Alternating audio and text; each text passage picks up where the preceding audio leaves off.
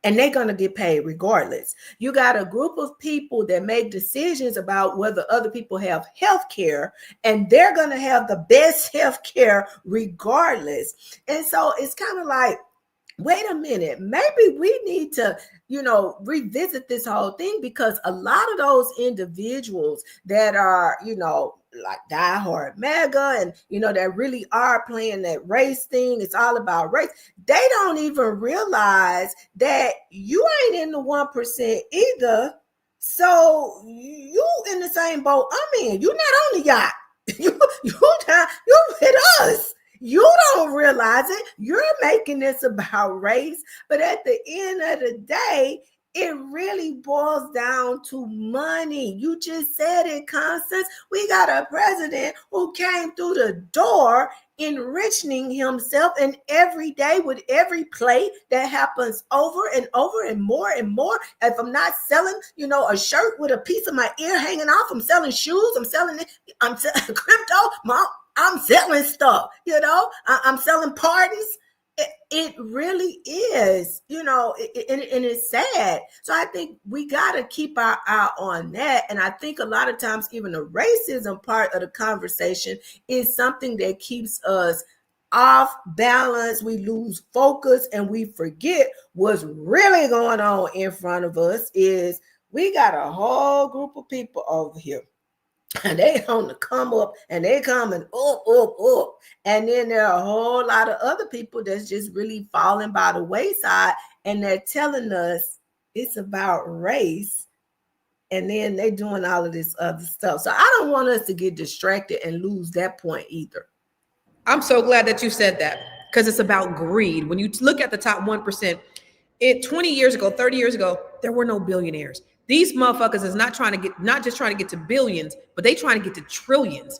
It's like a race against who can accumulate more of something that you cannot do anything with in this lifetime. There's no way that you can do anything with all this money that you've accumulated. But now it's just, they're just overly consumed with greed. Now, I've been saying since we started this podcast, we've been talking about the idea of for them at the top, it's never been about race. It's been about power. For everybody else, it's about race. So they've essentially distracted us by throwing race in the mix. That famous quote by Lyndon B. Johnson, and I always say this: if you could take the lowest white man and convince him that he's better than the best colored man, he won't even know that you're picking his pockets. Hell, give him somebody to look down on, and he'll give you everything he owns. So while they're playing the race card up here to keep us divided, keeps them in power. Black folks, I want us to understand, because these people are really so sick with racism that they're still going to continue to vote against their own best interests, as long as they can make them feel like they're better than us. It goes back to when race was even created. Before race was even created, remember, race is a social construct. When you had back in slavery, you had black slaves, you had the Irish, which were more indentured servants, right? But they had some type of servitude. Then they said, oh wow, they're getting too powerful. It's them against us. If it's too many of them against us, then they're going to overthrow us. So what do? We make the Irish a little bit higher than them. We make them the overseers. So they're white like us. They still not as good as us British people, as Portuguese people, but we're going to make the Irish just a little bit higher. Now, they're better than them. So now they're going to keep watch over them. They're going to keep them in line so that we can continue making our money. We ain't letting them be up in the big boys club, but we going to make sure that they feel that they are more important to the people that they're over. And that's essentially what the people in power have done. They know the game. They know the rules. I just want us as Black folks to understand. Let's go to some of our slides, some of our statistics, if we can go there really quick. In 2024, Revelio Labs reports found that roles tied to diversity, equity, inclusion were cut at 3 times the rate of other corporate jobs in 2022. Women and minorities are twice as likely to hold positions labeled non-core during corporate reconstruction. Okay. In 2023, over 40 major U.S. companies have scaled back or eliminated their DEI departments, entirely citing budget cuts and business refocusing. So if there was business refocusing, then their focus really on diversity, equity, inclusion really wasn't sincere in the first place, Dr. Felice. So again, which is it's all about being solution oriented, and I love the angle that you always talk about is being solution oriented. I really want to focus on what some specific things that we can do. I know you said, look, we got to get our mindset together, but if we can't eat, our mind can't be together. What are some core things Black people can do besides eating and mindset that could really set them up so that we are not dependent on these corporate entities, that when this stuff does happen, we're not affected, we're insulated? Yeah. So that's a great question. One of the things is to start taking take care of ourselves, right? You got to be here to be able to do anything. So start thinking about ways that you can do some self-care to take care of yourself mentally, physically, spiritually. Do little things. Like I told you before, I started a garden. I got tired of complaining about my tomatoes being as much as they were. Seriously. And now I got about 20, they still coming in. Like starting a garden, and you get one of those things, start a garden. Start figuring out, because if you think about our ancestors, they never made the salaries that we made, but they were able to still make it and do and thrive. So reevaluate your current situation. What can you stop doing? Like literally, like you may not be able to get your nails done. You may not be able to get your hair done like you normally did. What are those things that you can start cutting back on? And then start doing some bartering. Like, hey, I do nails, you do hair. I come, you do my hair, I do your nails, so that we still take care of ourselves, feel good about ourselves. Start doing gardens, or start doing a community garden. What are some other things we can do? We can start investing in and finding those Black businesses that are doing things in our community, and start frequenting those, and then putting that money back into our community somehow. And we're going to have to be smarter about it. So if you come see me, a portion of my money goes back into our communities. We got to start thinking of tangible ways that it benefits the win-win, so that we can take care of our communities in ways that make sense. And then really, really start channeling it. It's not necessarily how much you make, but what you do with what you make. And so finding out that strategy in order. I'm just going to keep it real. When I was struggling as a single parent, I'm telling you right now, tithing is what helped me. I don't know what the spiritual thing is about that, but when I gave back to God, he made sure I was good.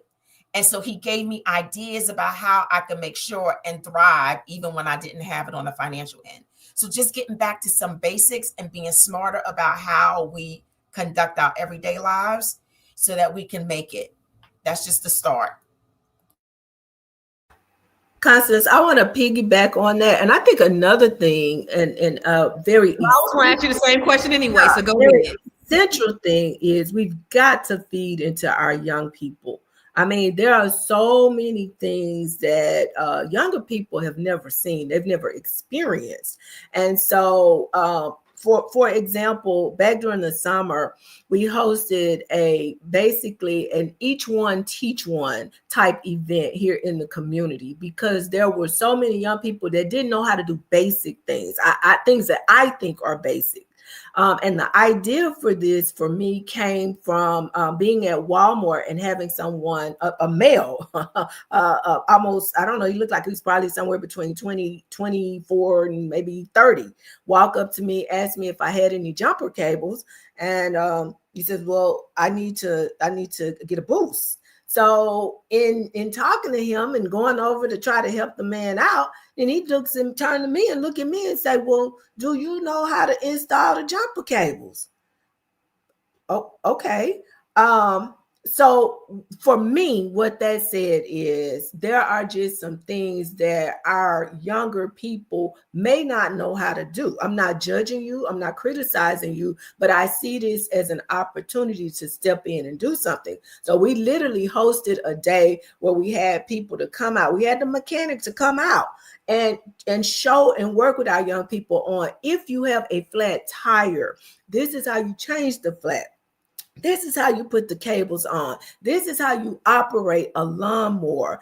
this is, we had law enforcement to come out and talk to them about conflict resolution. Just a lot of these things that our kids are really not winning at, that they're failing at. And I would hope that if we did it again next year, that maybe we can even have some of the farmers to come out and talk to them about, starting that garden and doing things, because that's my big concern. I know my parents come from the era where they're going to survive. I don't care, what happens with this thing. They're going to eat. If daddy got to go in the closet and get the rifle and go out there and kill the squirrels and the rabbit, they're going to eat. They're going to be good. Even my generation, I feel like we'll be okay. But my concern really is about our babies, Constance. Are they going to be okay with all of this? Are we positioning them properly so that they will survive? And not just survive, but thrive on the other side of all of this. I just want to give you props for that, Dr. Sabrina. That is so amazing. And that is so dope, because it's the small things like that that some people think don't even matter. You said this brother don't even know how to put some jumper cables on a car. So let's go back to the basics, because we take that for granted. We take it for granted that people just know. Just like Anonymous said his dad taught him how to change the oil at 12 years old. My dad told me how to change the oil when I was 12. Everybody don't got daddies. My daddy showed me how to change a tire when I was 15.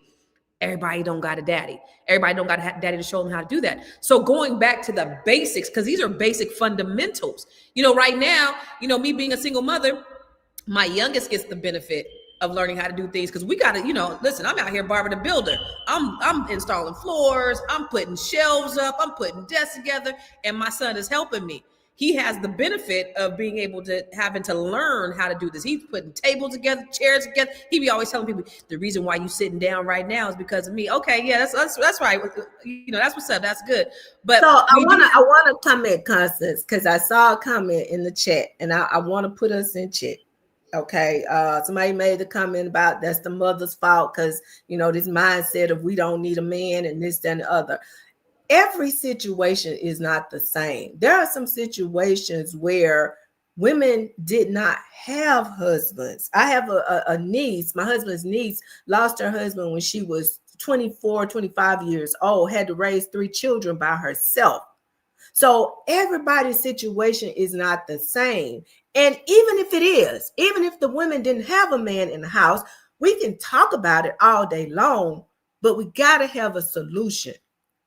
What good does it do us to sit here on this type of platform and talk about what women ain't done and this and that and the other if we're not here to offer solutions? Because at the end of the day, the babies still need to know how to do these things. So it's up to us, those of us that know, those of us that have done it, have had the experiences. Those of you like you guys, I had a daddy. My daddy was a mechanic.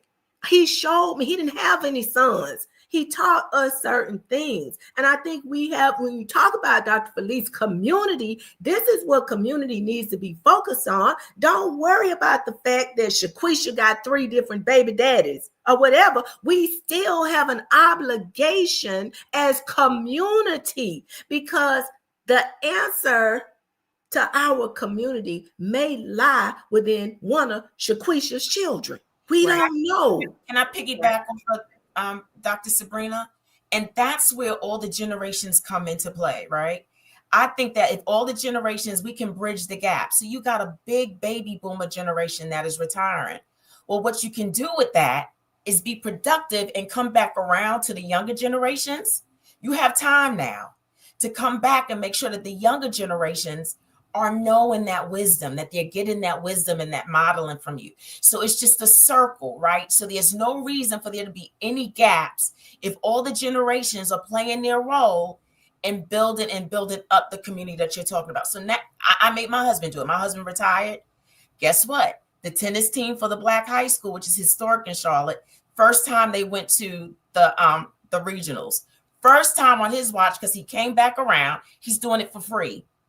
Teaching those girls how, you get where I'm going. It's like you just come back around and you're still productive. You're still giving back to community and making sure that these children have those tools. We're still here. So there's hope for our younger generation to get the wisdom that was given to us. Perfect. So I'm gonna give Herman a big shut the fuck up. You are the donkey of the day, so shut the fuck up, because we're talking about solutions. We ain't talking about Shanisha, like Dr. Sabrina said. We ain't talking about what we ain't got. We ain't talking about red, blue pill and all that stupid ass shit that you have adopted because of shit that they're saying on social media, which is really designed to keep us divided. We're not talking about that stupid ass shit today, brother. We talking about what are the solutions that we can offer to our community to build. Let's go to our last video. NBC just laid off 13% of its news division. But this isn't just a budget story.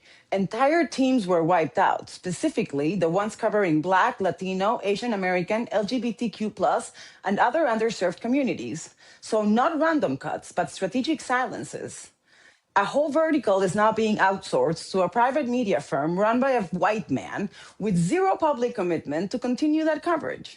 No roadmap, no transition plan, no quote saying this work matters and will continue. And that silence is the message. While executives skip their titles, journalists with deep community ties are shown the door. More than just layoffs, these were editorial decisions about who gets to be seen and who disappears when the money runs out. So what does that mean? I want to go ahead and end with that. So these conglomerates are taking away media that is specifically targeting, minority and underserved. What does that mean for us? And I want to start with you, Dr. Felice, and I want you to end on that. What does that mean for us? It means that the America that we're used to and that we've come up with, they're going to be in a true jeopardy. You need everybody's experience at the table. You need everybody's diversity at the table, because that's what makes us who we are. America is one of the greatest countries on the planet, and I believe it is because of the melting pot. You need everybody's experiences because everybody comes with their own gifts, talents, based upon their culture, their environment, and what they've gone through. When you eliminate that, it gets really bland, right? Like the landscape is just really blah. And so that's what's getting ready to happen when you remove all of the diversity from the table. You need it. You need it. That's what makes life so good. Like when you come to America, when you go to New York, right? You could get pizza from the Italians. You can get your Chinese from it just, and people want to come to New York because it's such a replication of culture and diversity. Now remove that. Who's coming? Who's coming to blah? Who's putting money into blah? They are getting ready to fail by removing diversity. And so, we got to pray. We got to pray for our country. We got to pray for our leadership. We got to pray for our people. And then we got to start. We got to get real boots on the ground, not the line dance. We got to get real boots on the ground and starting small. And I agree with Dr. Sabrina. Thank you for bringing that to the table, that we got to start investing in our youth in different ways so that they can come up and be able to be resilient and keep this thing going. And so I am Felice Hightower Britt, your Be Big coach. You can find me on b.big.coach on Instagram. You can find me on my website, thebebigcoach.com. This is what I do. I love people and I want people to be good. And I want to be a part of your journey and making sure you not only be good, but you stay good. So reach out to me. Let's go to b.big.coach. So Dr. Sabrina, for you also, what do you think about the idea of this large conglomerate just being with no salt, no pepper, no seasoning, bland as shit? What does that mean for America? What should we be doing to respond? Well, what we should be doing is seizing this opportunity to tell our own story, to spin our own narrative, because for far too long, we have allowed other people to tell our story. I think it's a wonderful, wonderful opportunity. I am so thankful to people like a Roland Martin and a Joy Reid and others who have stood up and said, okay, you don't want to hear what we got to say over here. We're not going to stop talking. Just because you don't want us to say it on your platform, we will create our own table. And I think that is what we are going to have to do, whether it is with our stories, our own media, whether it's with opportunities for work. Let's start building some companies so that we do have something when it comes time for us to retire, that we have succession plans that we can put in place, and that we are creating opportunities for our children's children, and maybe not just our children, but we may even be creating opportunities for Shaniqua's children. Who knows? We have the power and the ability to do that.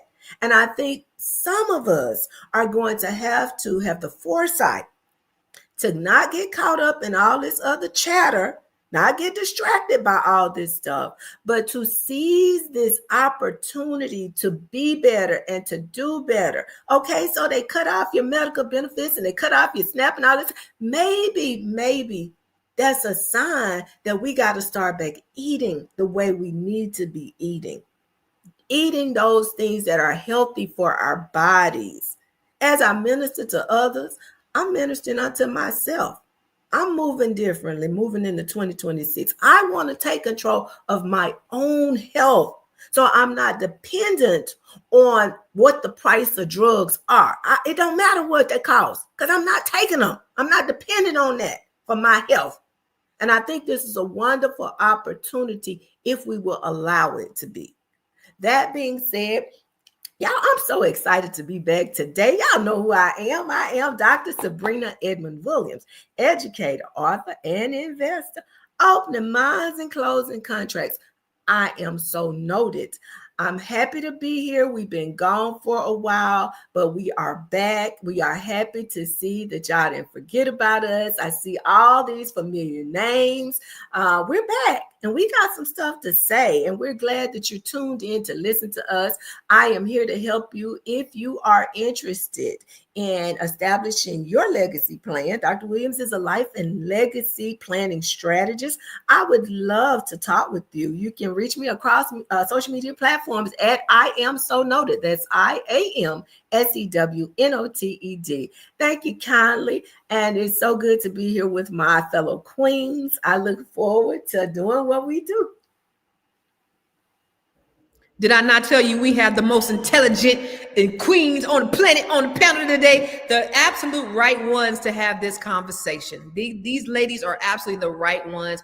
I feel enlightened. I feel lighter. I feel encouraged. I feel motivated. So thank you guys for the gems. I just believe that this is the best time in the history of America for Black people.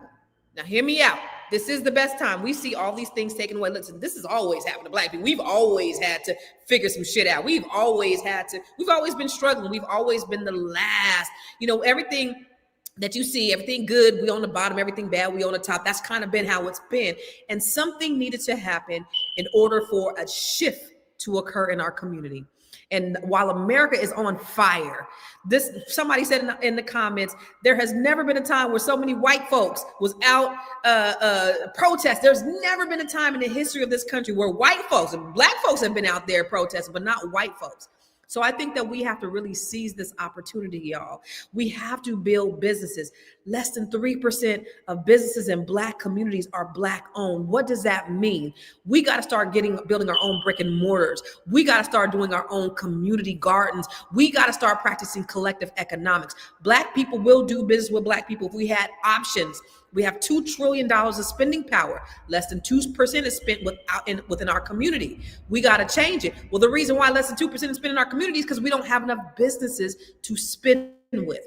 Black people, it's time to rise up in times such as this. They are firing us. They are letting us go. So what does that mean? We got to build our own tables. We got to build our own houses. Fuck what they talking about, and we got to do it for ourselves. We got to be self-sufficient. We got to be independent. We got to take control of our lives, of our families, of our communities, and now is the perfect time to do it. And I'm excited about it for us. This is the perfect time. And this is why I do everything that I do. So when we talk about this tangible things that we can do, save your money, get your credit right, take that money and invest it in something else. Invest it in an asset, invest it in the stock market. So I do something on every Tuesday. I do a Grow Your Money Club masterclass every Tuesday, where I'm just giving Tuesday free gems. Every Tuesday, you can come online and I'm going to teach you something. Yesterday, I talked about credit because you need credit as leverage so that you can build your wealth. Next week, I'm going to talk about how to get a home with little or no money down. I'm going to talk about real estate investment trust. I'm going to talk about all kinds of things. I'm going to talk about creating a living trust. Everything that we need to do to equip ourselves, I'm giving it to you for absolutely free on Tuesdays at 12 Eastern, 9 Pacific. So join us. I don't want to just talk about problems. I don't want to talk about what men ain't doing and what Shanisha ain't doing and what Pookie ain't doing. I want to talk about what we can do to build our communities. Let's stop being so problem-minded and let's be more solution-oriented. That's what we need to do, Black folks. That's why we here. Okay? So if you want to join me, go to my website, go to ConstanceCarter.com or go to gymmasterclass.com. That's 2 M's, Gym, Gym, masterclass.com. So you can sign up for any of my training. I coach Black women, but on my website, you'll find all my stuff on ConstanceCarter.com where you can get any information from me. Okay. So thank you guys. Thank you guys for being here. Listen, what we are seeing right now is more than layoffs. It's a reflection of where power really sits in the workplace. When companies cut budgets, they reveal their values. If inclusion was just only a trend, if it was only there because Black Lives Matter, then this moment right now is exposing it. But if we learn from it, we can start focusing and we can build our own ownership. We can build our own skill sets and systems that we need that cannot be stripped away from us, Black people. So we appreciate the time. We're going to be here tomorrow on Thursday, same bat time, same bat channel with some beautiful bomb ass sisters that's going to kick it for you. So we'll see you tomorrow. Peace. Trey Sherman just got laid off from CBS, and he's one of many Americans who have lost their job right before the holiday season as companies across the board like Amazon, Target, UPS, FedEx are doing mass layoffs. And I really want to highlight Trey's experience because I think it's indicative of what we can expect from the current government, the current regime over the next couple of years unless we take action to cause radical change. They removed DEI, so they have no reason not to be racially discriminatory in their hiring practices and their firing practices. Like, layoffs are not just as simple as, all right, well, we need to save some money, so we need to cut some positions. No, like, you can alter salaries for that. Like, it's as simple as just altering the highest salary in the books. They're laying people off because they are trying to destabilize the American working class so that we're in a state of poverty and scarcity and scrambling for resources so that the ruling class and the elite class has all the power to determine that. And it's really fucked up to see it happen because, like, the same people who are fighting for Trump are the same people who are getting fucked over right now, including Black people. So that's why it's really frustrating for us because, like, we told y'all niggas this was gonna happen. And now we